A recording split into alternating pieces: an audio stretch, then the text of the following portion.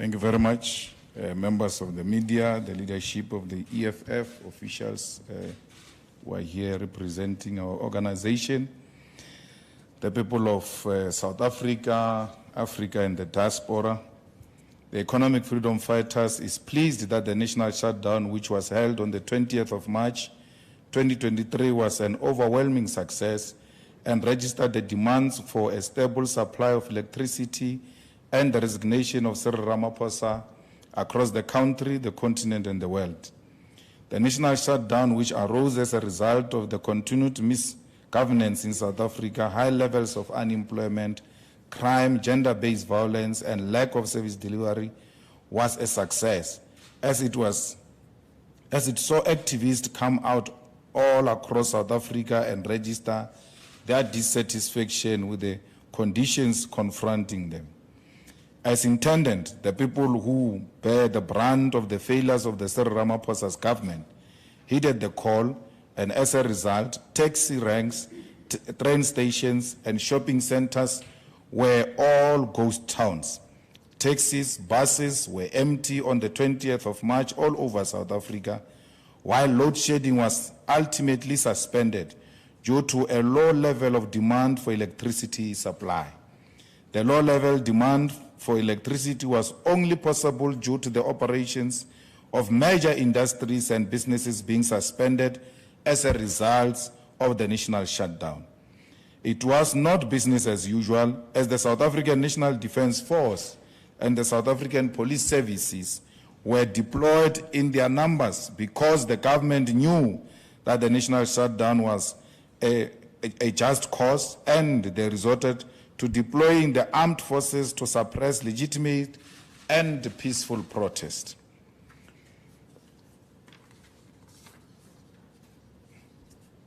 The EFF salutes all activists from all political parties, unions, and civil society who expressed their frustrations with the regime of the day peacefully and with the highest level of discipline.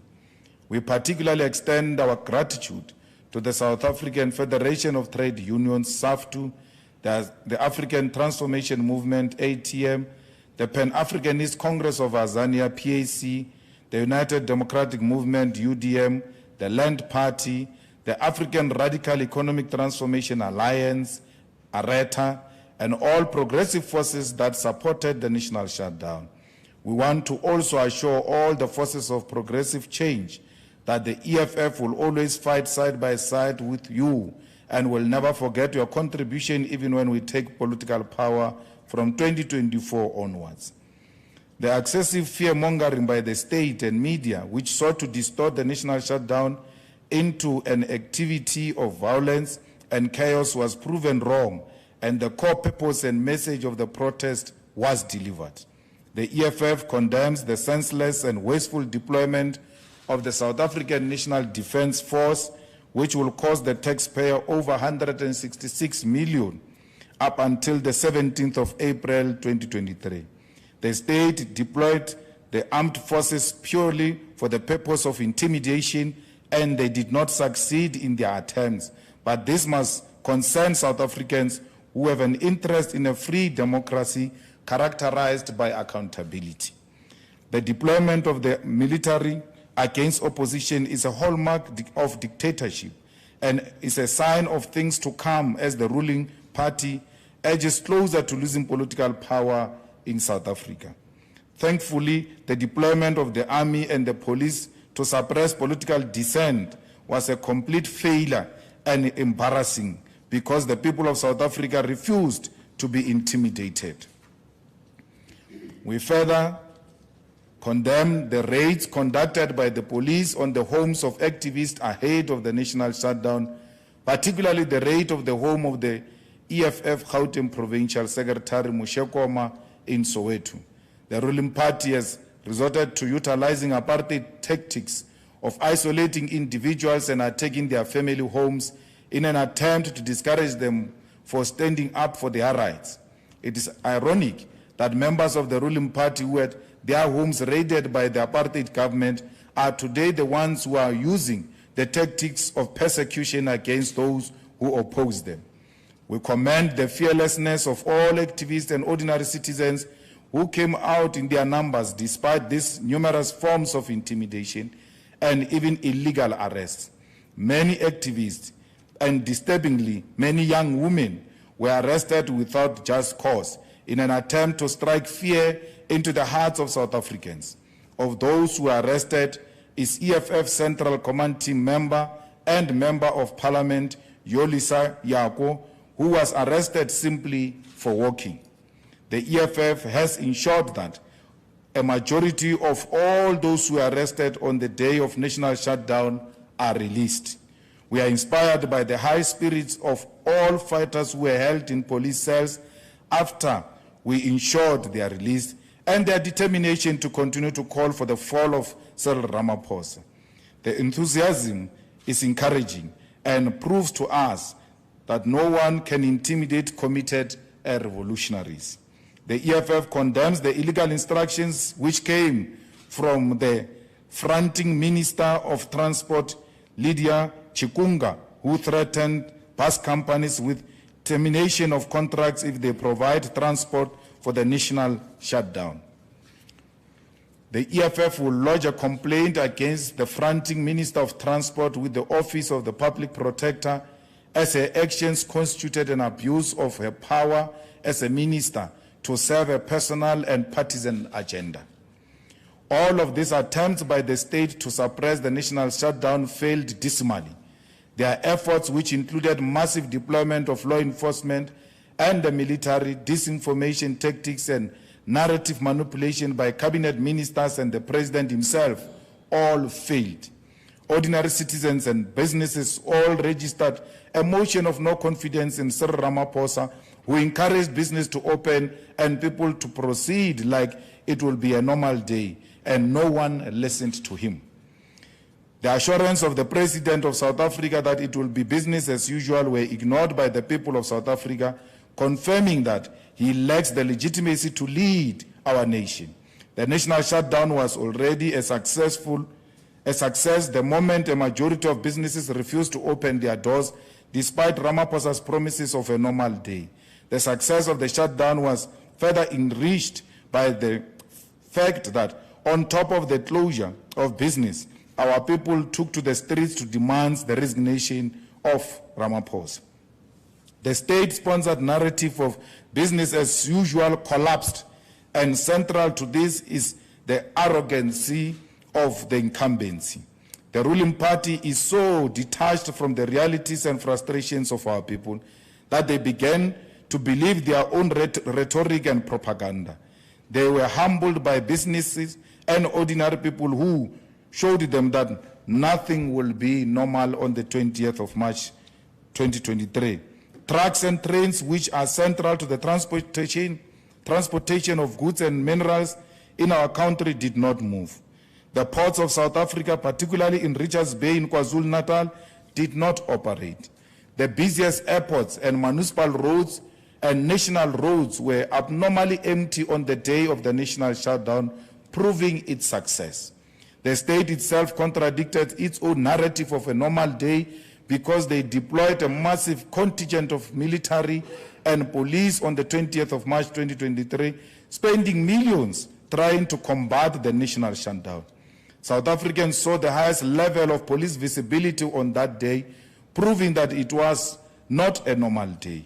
The road to the removal of Cyril Ramaphosa as a president of South Africa has begun and will continue with sporadic protests in demand of his resignation. The EFF will pursue this and through legislative means, the courts and on the picket lines. Ramaphosa is corrupt, violent and grossly incompetent, and his continued presidency will descend South Africa into dictatorship and collapse. He must resign, and he must resign now. The EFF takes this opportunity to wish all Muslims a blessed and peaceful Ramadan. May this holy month be characterized by the core values inherent in Islam, such as compassion, mutual respect, and humility. As our nation struggles with the pain of poverty, corruption, and inequality, may this be a month of generosity and kindness towards all. I thank you. Thank you very much. Well, you will know that we are in Parliament, and we will be questioning the rationality and the deployment of soldiers and the amount of monies that are going to be spent on the soldiers that are on the streets now. The national shutdown, from its beginning, it was declared to be 1 day. And as to a month deployment, I don't understand what informs that. But dealing with the criminals that we're dealing with, that might be an opportunity for them to loot. Because in the army, ordinarily, and in many instances, we never get to the bottom of how monies get to be spent in the army. And that's where it is very easy for a corrupt government to just exploit that opportunity and steal the money. Because we don't want to undermine the integrity of the armed forces, especially of our own country, because once you start making unnecessary demands, at times you are even tampering with their intelligence operations and all of that. But it is for South Africa to see for themselves that we have no precedent at all. We have no crime intelligence. We have no state security. We have no army intelligence, because someone should have said to them, stop being jokes and focus on what you're doing, because there is no such a thing. Guys, we started together when we're announcing the national shutdown. We announced it through you. Not once have we ever spoken about violence. Not once. The violence never started after the beating of kids in Hillbrow. I'm happy that he mentioned that, because the intention of Hillbrow was to intimidate whoever is going to participate the following day. So they wanted to demonstrate a night before the state heavy-handedness on the protesters and threaten anyone. So, that's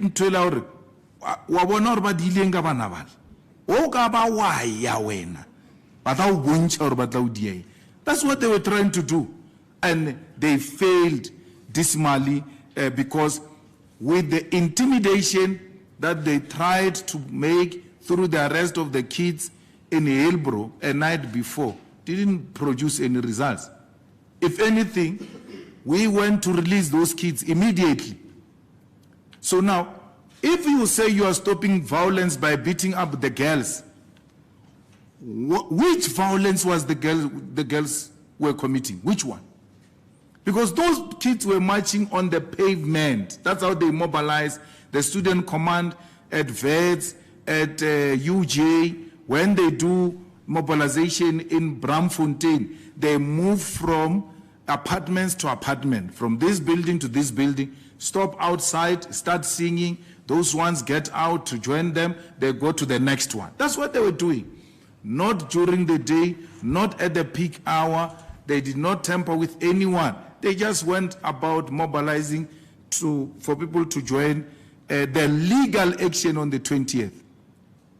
So the action that they were mobilizing for was legal. They didn't do anything illegal. And then you arrest them. Why? Because you want to use them to intimidate the whole country and show them that you can actually use force against peaceful protesters. That was supposed to be something that all of South Africa should have condemned.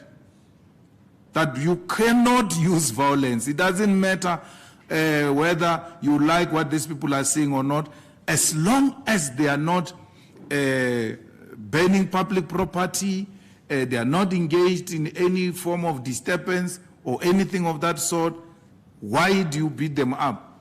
One of the police officers there, which a judge refused to accept, by the way, in court, that evidence, that there was a police officer who was saying, shoot the window, shoot the window. That, in a way, that place where they were shooting the window, it's a residential area. What if that rubber bullet finds a 4-year-old, 2-year-old, 3-year-old in that window that they say they must shoot? Those who are trained to use firearms know that for as long as you don't know what is beyond this point, you can't shoot. But the apartheid bloody thirsty policemen, when they say to him, shoot that window, shoot, without knowing what is behind that window, he shoots. We are trained not to shoot if we don't know what goes beyond what our eyes can see. Because you might hit ordinary people. What if you hit a pregnant woman? Because some fool around who's excited by the sounds of firearms says shoot, shoot, shoot, and you take an illegal instruction, you shoot. So it was an act of intimidation against, was it not on the same day or in line with that court order of the DA? You know, when you deal with illiterates, they find it very difficult to follow logic. After the court of DA in Johannesburg, 5 o'clock, we're instructed, but court said by 5 o'clock we must issue the statement that says the march is going to be peaceful and that there will not be blockade of roads and that there will not be destruction of public property. 5 o'clock, we issued that statement. So when an illiterate says to you, we started talking peace after the guns, and no one challenges him to say, but it's not true. There was a court order that instructed them to issue the statement they did. Before that, Malema spoke in Soweto to EFF branches. He spoke peace. There was no gun. Throughout its mobilization, we said peace must be the language. Why? We don't want you to concentrate on the looting. We don't want you to concentrate on destruction of property. We want the message to remain clear. And that's why we are in this press conference today. No one can divert from the issues and ask us about the side issues because there are no side issues. The message remains to date. So why would you question the success? What was the objective? The objective has always been to get the message across. And we did that. And we did that successfully without any destruction of property, without harming anyone as the leadership of the EFF.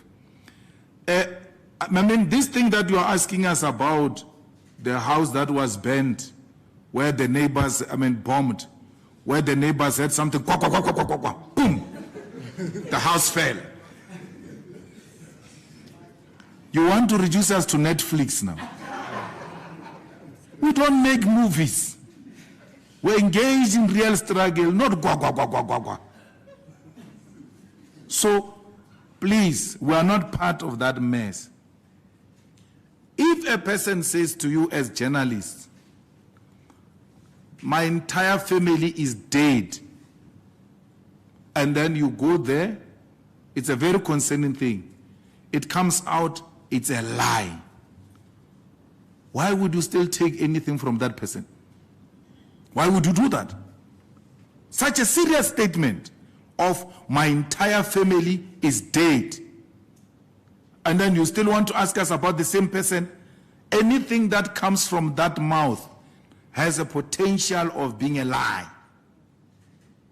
I'm going to arrest Malema. It's a lie. My entire family is dead. It's a lie. It's a lie. So what must we do? It is the journalists themselves who should be saying, this is not worth our attention, really. And leave it as it is. Once a person says, my family is bombed, you don't even have to report about me. Immediately send a field reporter, go to Malema's house, check what's happening. Now we're here at Malema's house as he has tweeted that the house has been bombed. And we find out that there's nothing that was bombed. Because every layman will know that if you want to damage a window, those glasses of the window, they are going to fall the opposite of where the pressure came from. So if you hit a window from outside, the glasses must fall inside the house. Where you went, you found the glasses outside. So meaning gwa came from inside. And ogare ba tshwana yena le gogo ogare ke WhatsApp group. Ke WhatsApp group e1 ka re gogo le yena ona le tori tja tja re ona lo ke kwetsa ka ramekoti ana kwa ayo claim the insurance. So ogare ba thakane ka o tshwana so lo ja mohuto we. It's not things that you should actually even be bothering the nation about. The nation has got serious issues to deal with. What is to be done? The struggle continues. Like I said, this is the beginning. You know us. Once we start, we don't go back. And I'm not worried about anyone who says anything because many of them come late to the party, but they eventually come. Remember when we started with the President Zuma's issue? The ANC was nowhere to be found, especially this one who's singing for Sapa, didn't want to hear anything, right? But at the ultimate end, DP will tell you, Paul Mashatile went to him in Parliament and say, withdraw the motion of no confidence so that the ANC can put its own motion of no confidence. We said, no, you're going to vote for our motion of no confidence. He proceeded, Paul Mashatile, to go to the press conference and says, we have instructed our members to go in there and vote for the EFF's motion of no confidence. Even at that time, it started like this. Eventually, the ANC came to the party. The ANC will come to the party like the rest of South Africans. You take time to warm up, Shem. But we are very patient. We know that we are an advanced detachment of society. So now, load shedding. 3 days towards the shutdown, it was used to demobilize people. That's why they didn't take it away. It was used to demobilize people. Imagine if we're at load shedding stage 6 and there's a protest outside about load shedding. Apart from wanting to join it because you are conscious about it, but the fact that you are bored, you're going to have to sit for so many hours without electricity, you'll automatically join. They used that and then said, no, we can't. Whatever you do, please make sure the lights are on. And I said to Dr. Mbuyiseni, I was praying, I said to him, I pray that they don't respond to this pressure by keeping the lights on beyond the capacity of the grid, because they are under pressure and it collapses the grid. Because they were so desperate to keep the lights on to a point that they had potential to collapse the grid. Whatever it takes, let's do it. It doesn't matter, the lights can be off. So it was used as a method to demobilize, which now comes to the point that it is possible to keep the lights on. Someone doesn't want, and the EFF has proved that. 3 days before, look at the results of the EFF. You're saying, where to from here? You are supposed to thank us first. That in so many months and months, for the first time, on the day of shutdown, you had so much electricity.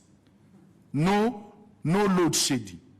Thanks to the EFF, immediate delivery, not after the march. During the march, we delivered the demands immediately. Why? The big users of electricity decided to close. So I responded to the violence.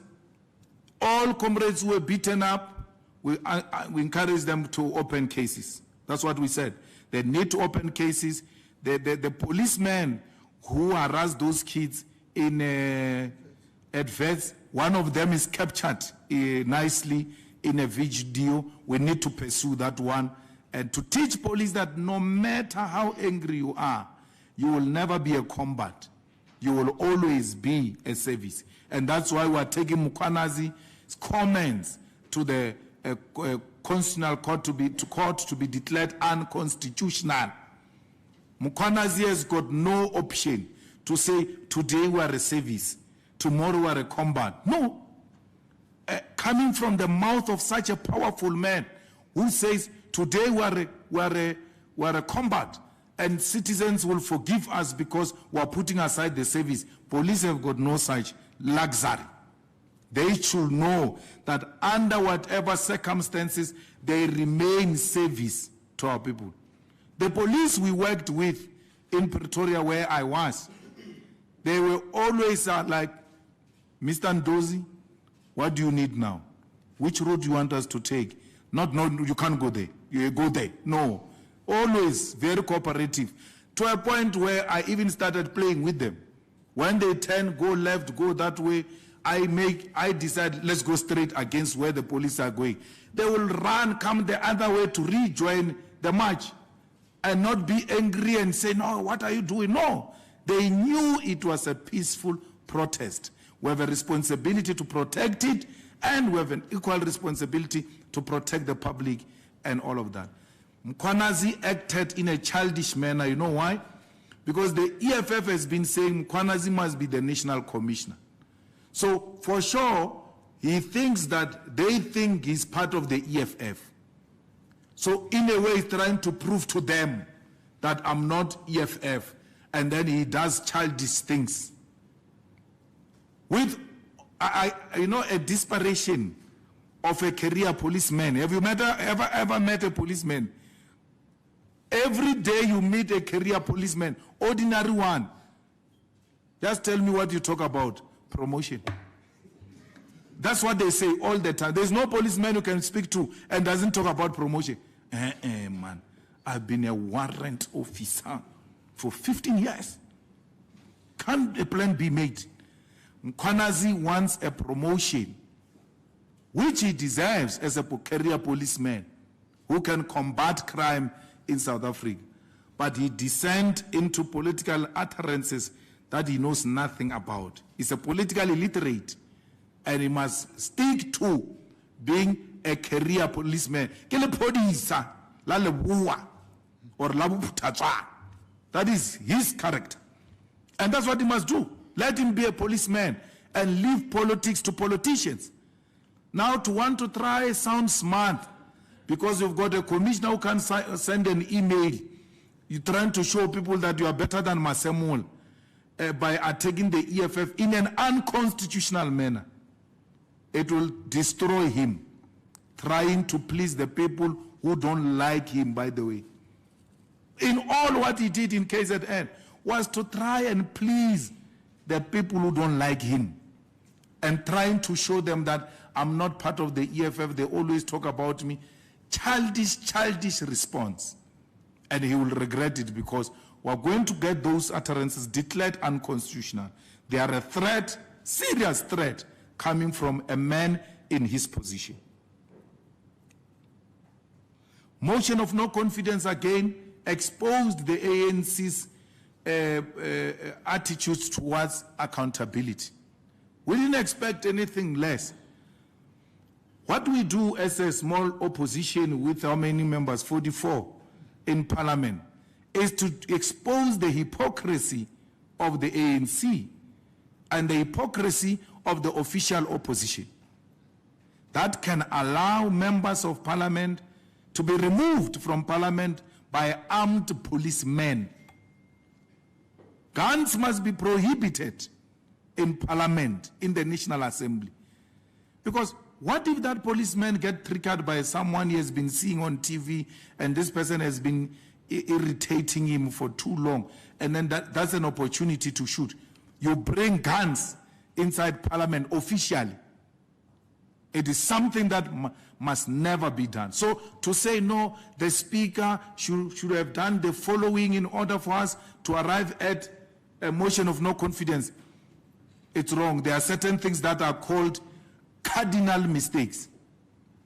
She made a horrible, terrible decision that day, which exposed her that she's not a good speaker. ICC, Putin is welcomed here. And no one is going to arrest Putin. If needs be, we'll go and fetch Putin from the airport to his meeting. He will finish all his meetings. We'll take him back to the airport. We're not going to be told by these hypocrites of the International Criminal Court who know the real violators of human rights, who know the murderers of this world. That former Prime Minister of Tony Blair admitted that they made a horrible mistake when it comes to Saddam Hussein. They've not been charged today. Bush is still there. They've not been charged till to date. And then Obama killed Gaddafi. And then nothing has happened. We're here today with Libya being destroyed and unable to recover because of America. We know very well that where NATO gets involved, those are terrorists. We know very well where the US says we're going in to install peace. That place will never know peace as long as America has visited that place. So we don't want ICC's hypocrisy to apply here in our country. President Putin is welcomed. We know our friends. We know the people who liberated us. We know the people who supported us. In Kutokonaval, the weapons that were used in Kutokonaval that led to the liberation of South Africa were coming from Russia. Russia supplied us with weapons in Kutokonaval. Cuba supplied us with soldiers. MK was drunk. Cuba brought the soldiers. Russia brought the armaments. We were supposed to be the ones that are being complimented and supported by these other countries who were found wanting. But let me ask a question, and this is to all South Africans. On hindsight, which mass campaign of the ANC was ever successful from its formation? Which one? Which mass in history? I'm asking you about history. Let's take Sharpeville. That's not ANC. We all know that. Let's take 1976. The ANC actually issued a statement condemning the children of 1976, only later to hijack the victories of 1976. Where was the ANC when they were calling to run South Africa ungovernable and uncontrollable? There was no ANC in this country in the 80s when the youth took over the streets. There was no ANC. Which mass campaign of the ANC was successful? They came and did a mass campaign on HIV and AIDS. That was one of their mass campaigns. A lot of people died because their campaign was not successful. Which mass campaign? So what Mbalula is doing is what his predecessors did, to always condemn mass actions. And they're not starting now. They're not starting now. They've always been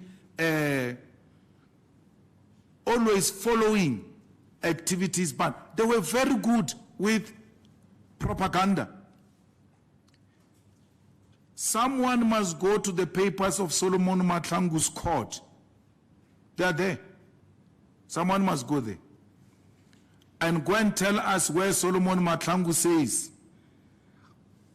my blood will nourish the tree that will bear the fruits of freedom. Tell my people that I love them, they must continue with the struggle. In the Kubari, he said it there in the court.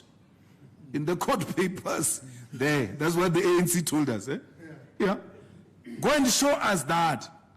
There was a guy there in the ANC, still very good, but he's no longer active, called Peter Maibuye, Joel Nechtens. Those guys had a department called DIP. Its role was to do those things.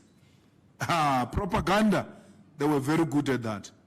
That's why everything else, if you're to tell someone that 1976 is not ANC, is going to be shocked. What are you talking about?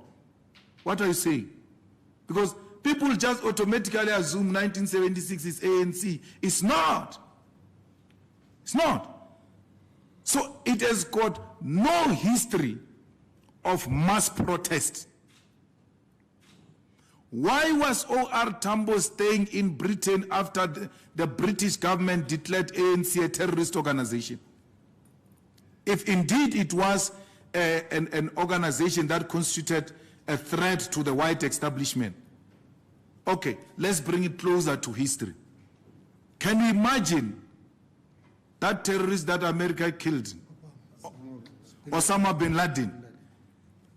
His organization being declared a terrorist organization, and then he stays in Washington. How do you reconcile the two? That the British government says the ANC, it's a terrorist organization. Its president and his family and children stay in London, and they go to schools in London. Children of Osama bin Laden going to school in Washington. How do you reconcile that? So we shouldn't be told nonsense by people who know nothing about mass mobilization. They don't have a history of mass mobilization, and that's why he doesn't know what he's talking about. I have nothing against Mbalula. All I did to him was, it's the EFF that declared shutdown. It's not the Malema family. And you guys, fairly so, you go to him and say, the EFF has declared shutdown. What do you think? Yeah, that Malema can go. No journalist said Malema has declared shutdown. So when you talk about this issue degenerating and all of that, if you want to get it right, go to the real cause. The Secretary General of the ANC demonstrated the lowest level the ANC has ever been. The lowest level where the ANC has never been at this lowest level, both in thinking and in character. There's nothing comparable, for instance, between Mbalula and Joel Nestens. I just gave you an example of the best the ANC has ever produced. We don't agree with Joel on issues, but you can't take it away that he's a thinker. We don't agree with his politics. Now, the Secretary General of the ANC is the highest level of the degeneration of the ANC. It can no longer be beyond this. This is the last level. Where have you ever seen Kgalema Motlanthe doing that? One of the people who occupied that position. You know, when Kgalema Motlanthe spoke after the NEC, some of us were not married. Half the time after activities of the organization during the day, at night were at social places. And then someone says the SG is speaking later today at 7 or now. The SG is speaking now, and we're busy dancing, and all of the music will be shut down to listen to the Secretary General of the ANC. The Secretary General of the ANC spoke when it mattered. Not this thing of speaking every time you go to toilet, when you come back constipated, you want to say something. No. That is demonstration of the degeneration the ANC has ever experienced. From that night, from that evening, till today, till to date, he's still tweeting and talking about the EFF National Shutdown, the Secretary General of the ANC. Why? Because there are no longer veterans there who can say to him, but iyakela into yakho. Ima Mbalula, Ima. No one, no, there's no longer anyone. Ramaphosa is excited because he thinks it's his personal defense, but he doesn't see that this is actually destroying the office of Secretary General, who wants to create some non-existing beef. Because Mbalula was told, he listened to that nonsense, and I told him, when he called me, I said, you listened to that nonsense that Malema has made his match, and you're taking it literally. Literally, half. Agar nabat ba ANC, I know how to poke them. I poke them deliberately and I know how they're going to react. Mbalula West. You know, just snap. After the shutdown, someone sent me a picture of me with the EFF logo, and then I put it there. I wrote Action Killer Man. Go and see what he put today. A picture of himself. When I tell you I've got them by here, you think I'm playing. He went to take a picture of himself, did exactly what I did. So he took that thing literally, and he can't think. And he even says to me, yeah, when you attack the ANC, you are attacking me. I'm the ANC. You are not the ANC. You are nothing. Who are you? I have no problem with Mbalula attack the EFF. You can't hear me intervening. The EFF has got capable young men and women who will put him at his place. But why are you coming for me? And you coming for me because of your proximity to me. And you think that they will use you to destroy me. I have no time for ANC people. They don't like me. Even himself doesn't like me. He's envious of me. So why should I be worried about them? He envies me. They do that, all of them. So especially the ones I grew up with in the youth league, they envy me. And if they get an opportunity, they will kill me. Because the problem with envy is that this guy has now led a shutdown. How do I lead a shutdown? Then you are unable to meet these things that you are competing with this guy about. And it becomes something else. So he is not having any agenda, none whatsoever. He's just going crazy because they said to him, Malema has made his match. I'm not scared of Mbalula. He has never done anything for me. I don't need anything from him. I am where I am because of my own commitment to the revolution. I'm not Mbalula's child, and he will never intimidate me. I won't be intimidated by Mbalula.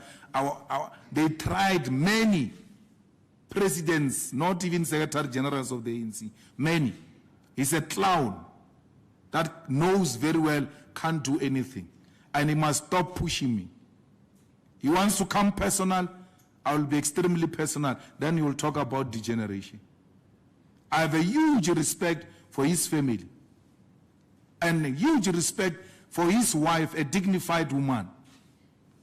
To an extent that if I attack his family, it means I'll be attacking that woman. He's got children who are now older who hear these things. Why should we be personal with wives and children who are older who can follow this thing and get hurt personally by such things? We shouldn't. We shouldn't, but he must not push me. I'm not a push around. I can come just once on him, it will be done. And I don't want to do that. So he must keep my family name out of his mouth. That's all I'm asking for. The rest of the politics, I'm okay with them. I don't care. I have no problem.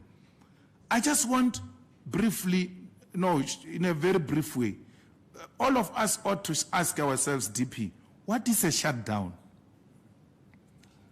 In an English definition manner, what is a shutdown? Amongst other things, it means temporary suspension of operations or business. Have you not experienced that? If you have experienced that, there was a shutdown. That's it. Yes, sir. Well done. No, second round. Thank you very much.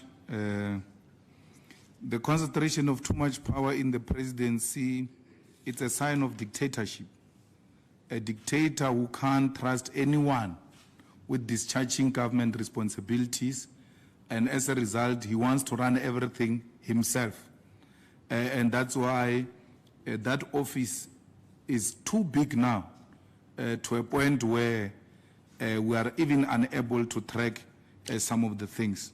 So we have written to the Speaker of Parliament to establish portfolio committee on the President. And matters have also been taken to the Rules Committee, as it were, because we believe that if, for instance, tomorrow he wants to steal the money from water department, he might come and say there is a problem of water in South Africa and I want to run it, I want it close to me, bring it to the of my office. So it's now water department in the presidency, and then it's being shielded from that accountability. And I do not appreciate why both black and white were not alarmed by that. That so many departments get put under one office which has got no oversight committee on it. And the president is not prepared to budge on the oversight, which confirms that that thing he was saying is the most transparent president who's available to take accountability, has never allowed Parliament to hold him accountable. The panel said he must be held accountable. He refused. Yesterday, we said, let's do the ad hoc committee to hold him accountable. He refused. Now his office has got no oversight committee. The man is a law unto himself. And the sooner we realize, the better for our country.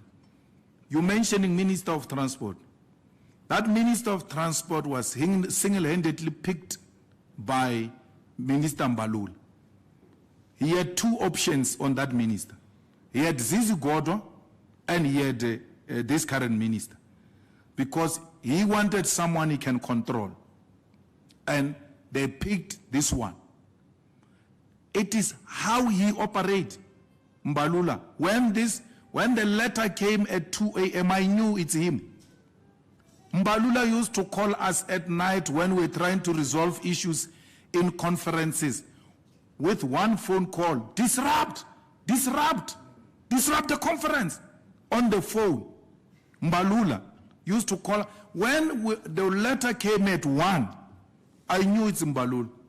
And I told him, I said, I knew it's you who said to this comrade, stop those buses. If they know who's giving subsidies here and a child, what do you call it? Scholar transport. If they know who's giving those tenders, they must stop those things. Stop it. They didn't care whether it was constitutional or not. A legal party that has announced its program 2 months before, does nothing underground, operates above the law. The state says it must not be given buses. Through the Secretary General of the party, who's no longer in government, by the way, but still controls Department of Transport through this puppet minister. He wanted Zizi or this one, and perhaps the president became more comfortable with this one. And that's why he still wanted to have control. There's still going to be a huge mess in that department. And if this comrade doesn't agree to what Mbalula says, we'll observe it in between. She's likely not to come. And Zigzi is likely to be a minister of transport. Because that's what Mbalula wants. He still wants to control transport. The same way, he's deeply hurt by the police, by the way. The fact that he was removed from the Department of Police is still hurting him. He needs a psychologist. Because it's the kind that never let go of the departments because he feels entitled. That's why during the reshuffle, unprovoked, he said, we were being removed here. We once being removed here as Minister of Police. We never complained. But he was removed before as Minister of Sports. Why he's not mentioning sports? Because he doesn't care about that. The most important thing that has ever happened to him was police and transport. You know, the leadership of the EFF, both in the provinces and national, have been saying to me, please, President, allow us to go for this guy. No, wait. Because they know our relationship and they're like, we are unable to go out full force because we don't want to be seen like we're undermining what you guys have. But a man who gives an instruction at 2 a.m., arobali, ulala lawyer nare, leskancha di bus, moloi, bushiu, robage, reatushiwa or yo, kadira tile. What is the problem? Mbalula said no buses. He issued this instruction. How do you do the even this one of a minister instructing the bus operators not to give buses to the EFF must be declared unconstitutional. So not only should we go to the public protector, it must go to court. That she acted unethical. And those people of the buses are not hiding it. They say so. They say, no, the minister told us, if you know what is your worth, don't give them buses. You even take your buses, you're only allowed to go to Mamelodi. So why would you take people to Pretoria? But these are the same people who have buses operating in Mamelodi on special trips, hired. They take supporters of the ANC to the same Pretoria that they were, how many days before? 3-4 days before, they took ANC supporters to Pretoria, the same guys. When they're supposed to take the EFF, they are told, no, your operating license says Mamelodi, so you can't go to Pretoria. That's abuse of power. That is an unethical conduct by incompetent minister of police, of transport, whose incompetence has been identified by the Secretary General of the ANC and put her there because he knows that he will control her and still wants to control that department. So we are not going to allow that, not on the EFF. And we really appreciate Dr. Ndlozi and the RCT of Pretoria, of Tshwane. Upon hearing it too that there won't be transport, the buses are cancelled, they had to create means in between that time and the starting point of our march. That was quality leadership, intervening in between 2 a.m. and 12, trying to find something. They managed to source 70 buses that refused to be part of this nonsense, said no, will come. And the taxis came in their numbers. Despite Santako saying, we're not getting involved, I think taxi drivers have lost, my sister, more than what you said whoever was operating in Tembisa lost. Because the taxis were told, normal, it's normal, go to work. Pirating alone in a taxi, beep, beep, going that way, beep, beep, coming back. Dololo, there are no people. They caused the taxi people, they caused them. Because had they said, no, there's a shutdown, stay at home, they were not going to lose anything. They were not going to lose anything. They were not going to gain money as usual, but they will not have lost money that they need desperately. Pala Pala will never end, Mwanama. Pala Pala. We are going to get to the bottom of this. This is just the beginning. Na Pala Pala will never end. That thing he did to Zuma, of taking Zuma to prison, he has set a precedent. I think he's the next president, in office or out of office, will go to prison. We'll never allow that. The DP asked a critical question, which you are all not asking. Let's say he declared the dollars, right? Let's say his business is above board. There is nothing wrong. He did everything right. Leave him alone. That's fine.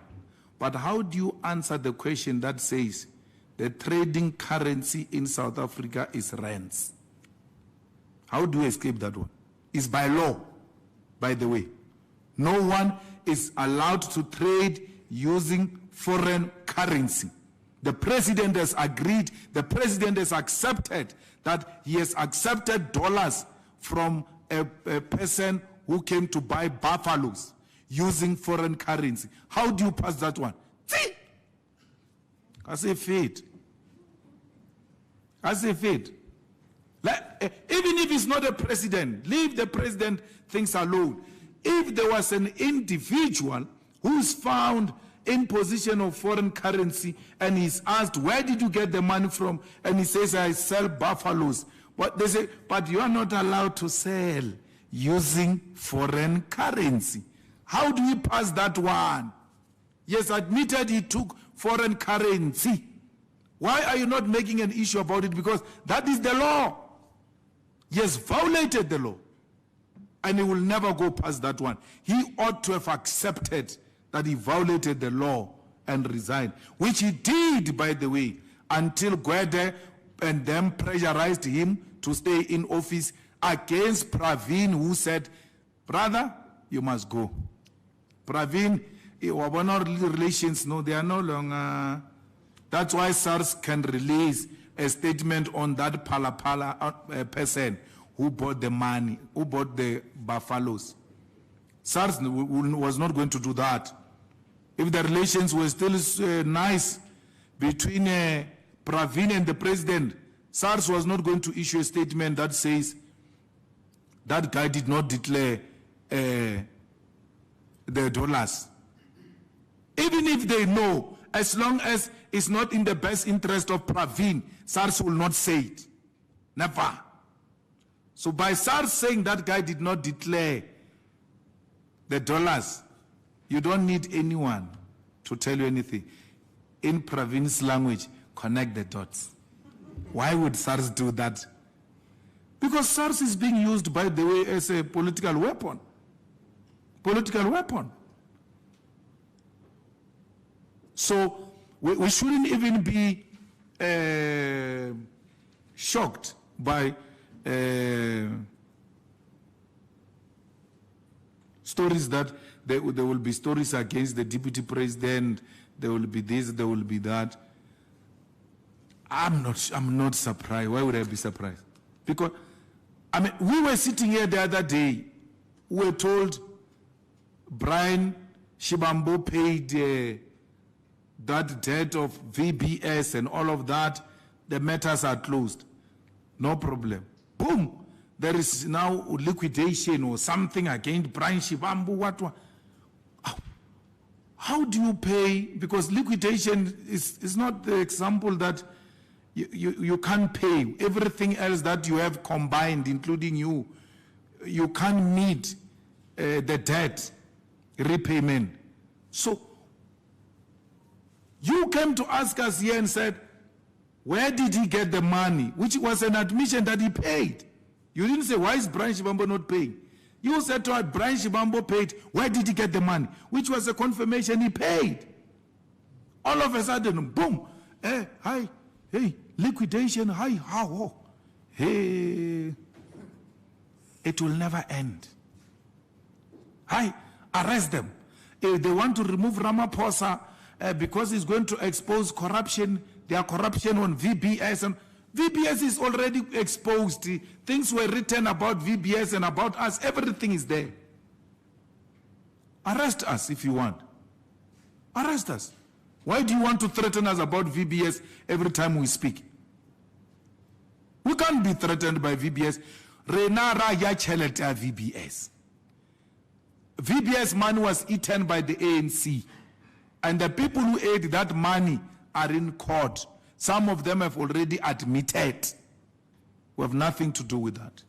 And you will never use that to silence us. Never. Look, DP, when SARS comes to you and says, we are auditing you for the past 5 years, don't be scared about that. It's their job. If you have nothing, now I've come from there myself. I'm from there.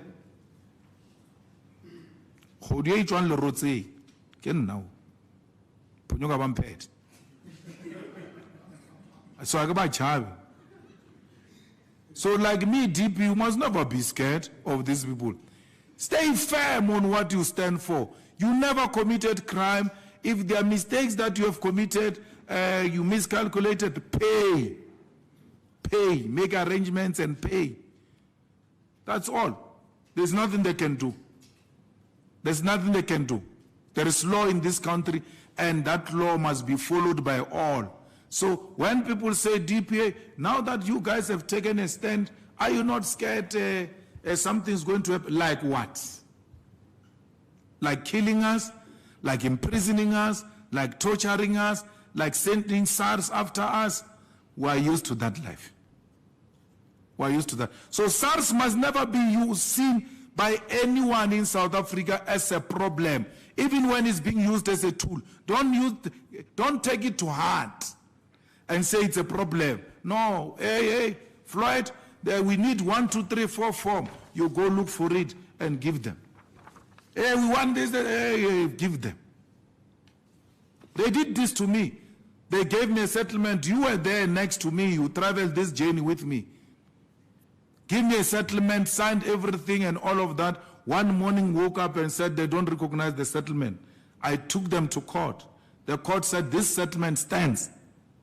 Crooks. They went to settle now because when I settle with SARS, it must be final. And I must trust SARS as an honorable institution of integrity. But if it settles now and then goes around, turn around against its own settlement. My settlement was written by that guy. Van Lochenberg, the man himself. Van Lochenberg. He wrote my settlement, working with Tumi Mukwena, my lawyer, word for word.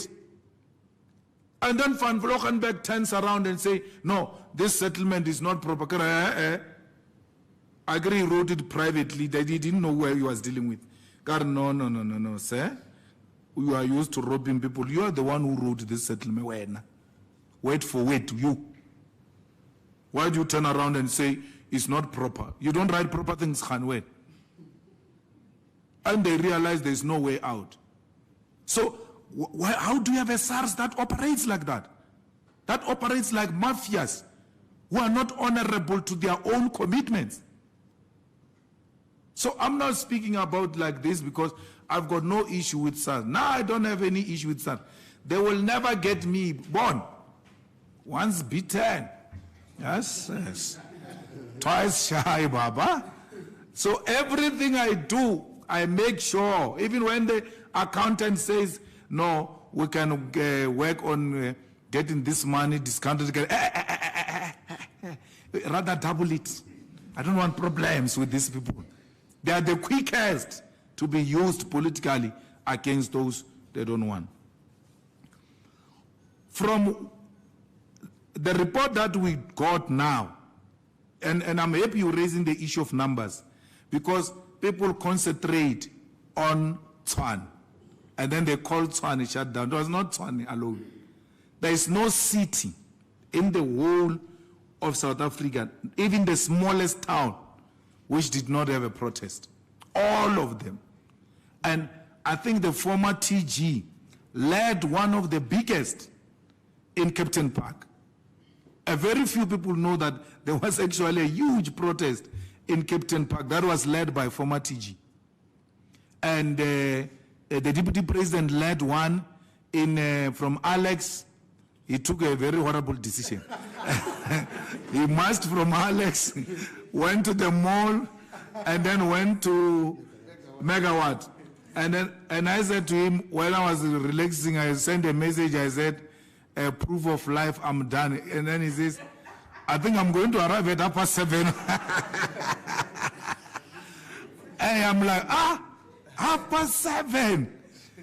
So yesterday he tells me that no, he did that thing of, what do you call it?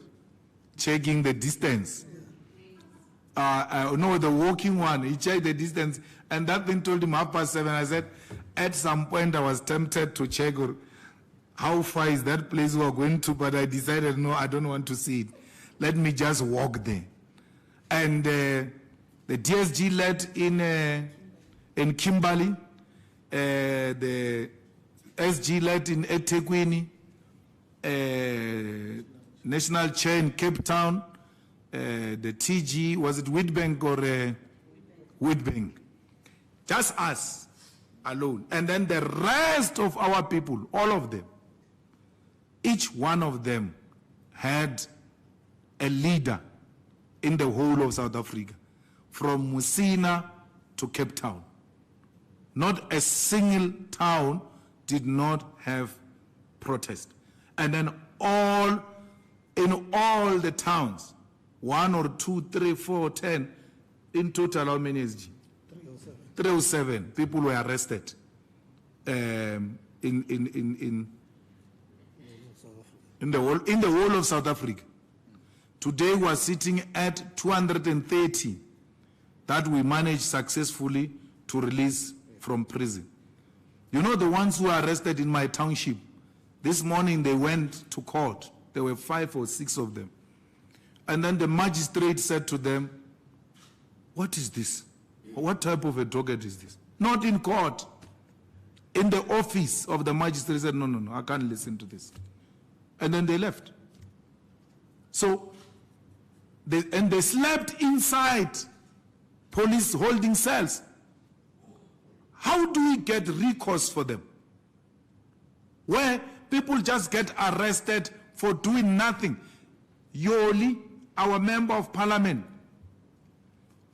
they are done, she's walking like there's no problem.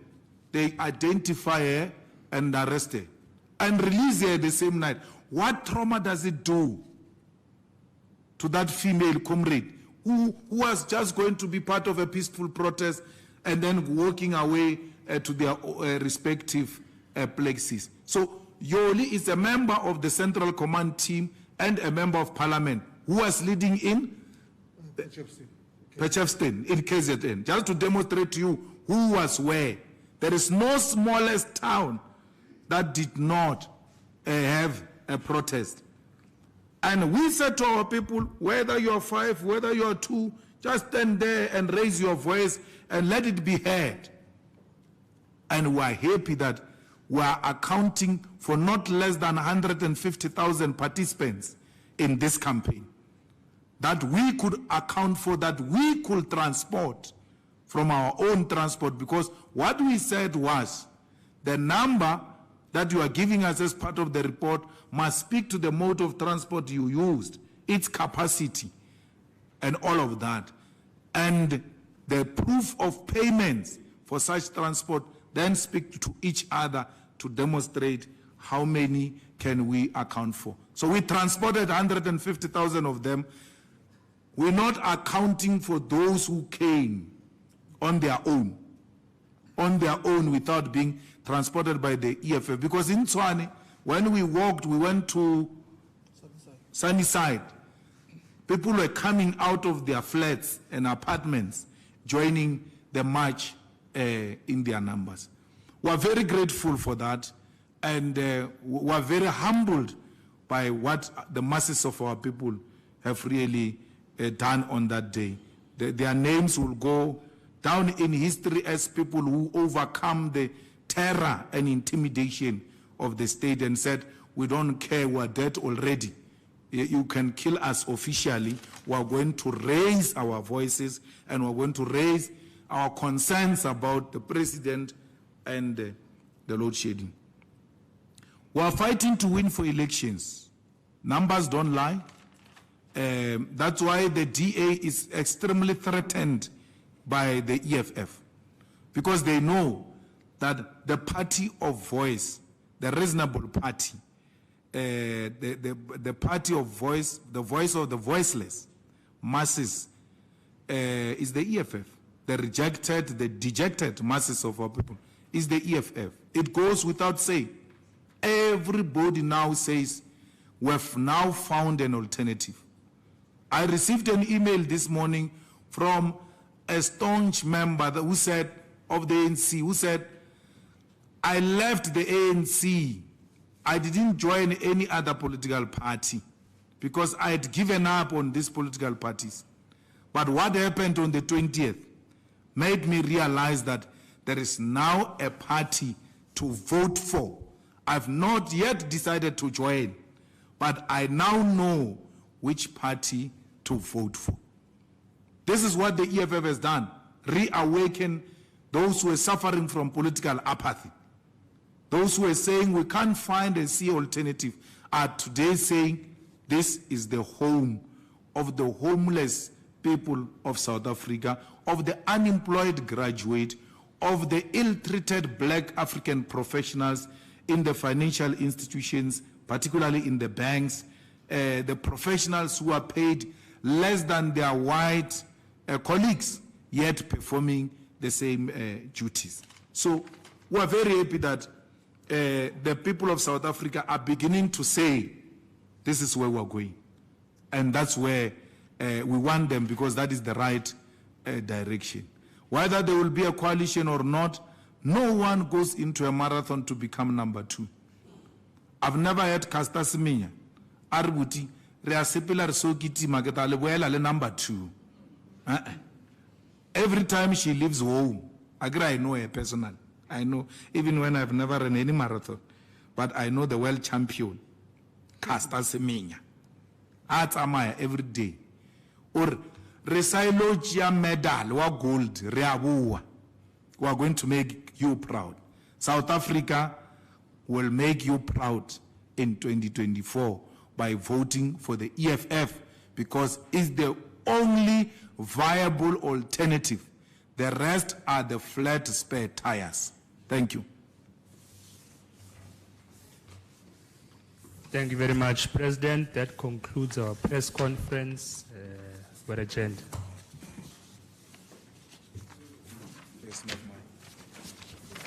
Thank you.